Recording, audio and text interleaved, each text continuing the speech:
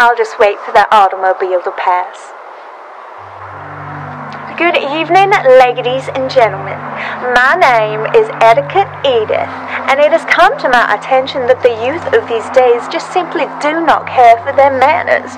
Well, this troubles me deeply, so I've decided to do some readings from my favorite book, 20th Century Etiquette, an up-to-date book for polite society.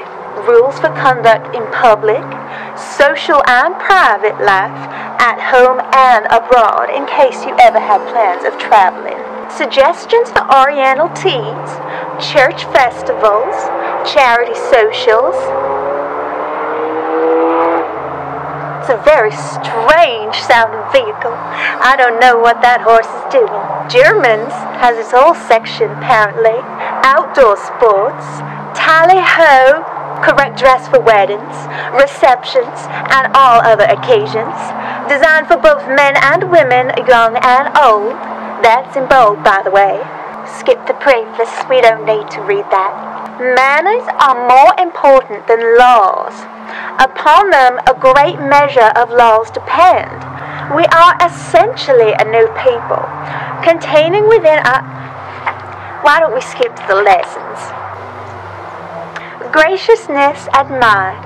Who is not attracted toward a polite, well-bred person, who does not carry with them, perhaps through life, the resemblance of some real gentleman or lady with whom they came in contact? Perhaps there was my greyhound running around. Beauty worthless without culture. A woman may be gifted with great beauty, and yet be very unpossessing. Society is held together by certain unchangeable laws, which bind its different members in one harmonious whole.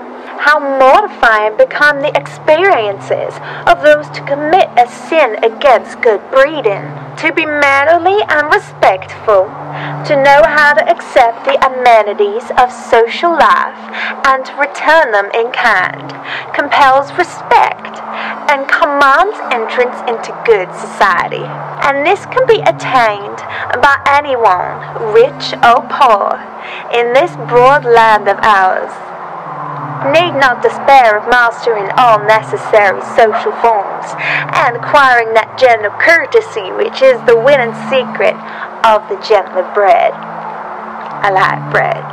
I will child no breather in the world but myself, against whom I know most faults. Shakespeare. Habits of disrespect are often formed in the home circle. The mother, fearful lest a bad opinion will be formed of her child's rude act, make excuses such as, "He didn't mean anything," or "He's just cunning, I can't bear to punish him." No parent should overlook the fact that by their own example they are making ladies and gentlemen. Entertainments and dress. How shall I hold my hand? Some girls always carry a fan, but you cannot always have one in your hands, so it's better to practice keeping the arms pressed lightly against the sides and walking or sitting. This position for the hands, although a little stiff at first, will soon become easy and graceful.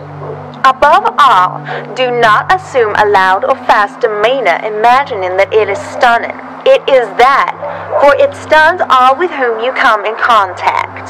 Every boy and girl should desire a good name, then earn it, truthful lips and hearts, by living upright, fearful lives, which are proudly open to the inspection of all the world. While there are many cases on record where bad boys and girls have outgrown their ill-favored deeds and become good men and women, still the weight of testimony proves such cases rare. There is also the Halloween party for Halloween Day. Jack-lanterns and the tin horns are then quite in order. False faces add to the merriment. There's so much wildlife out here, it must be difficult to hear me. Wildlife. When two ladies are walking together and are met by a gentleman, known to one of the ladies, he should raise his hat politely to both. Or if a lady is met by two gentlemen, one of whom she knows, it is usual for both gentlemen to bow. When introductions take place, the name should be very distinctly pronounced. If you do not hear it plainly, it is no disgrace, and it has well to say, "I beg pardon, but I shall have to ask you whom I have the honor of addressing." Never interrupt the conversation for the purpose of introducing anyone. At a dance, do not present a young man to a lady without first asking her permission. Be very guarded about introducing titled foreigners to young ladies. Sometimes titles are not open for inspection. Young ladies need not shake hands. A modest bow is sufficient acknowledgement. This custom of handshaking, like many of other modern forms, is borrowed from the French.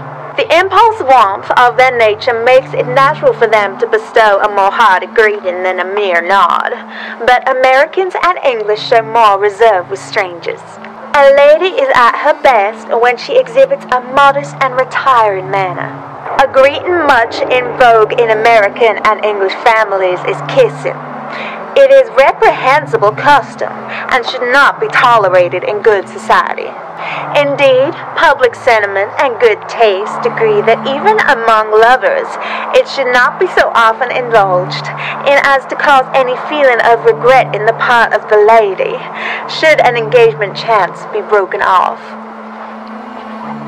It's a little heavy. It is foolish practice for ladies to kiss each other every time they meet, particularly on the street. It is positively vulgar. Many times a contagious disease has been conveyed by a kiss. Let promiscuous kissing be consigned to the tomb of oblivion. And on that positive note, I'm Etiquette Edith. That's the end of today's reading. Let me know if you enjoyed it and if you'd like another reading. There is a lot of pages, so we have a lot to learn. Thank you, and good night, ladies and gentlemen.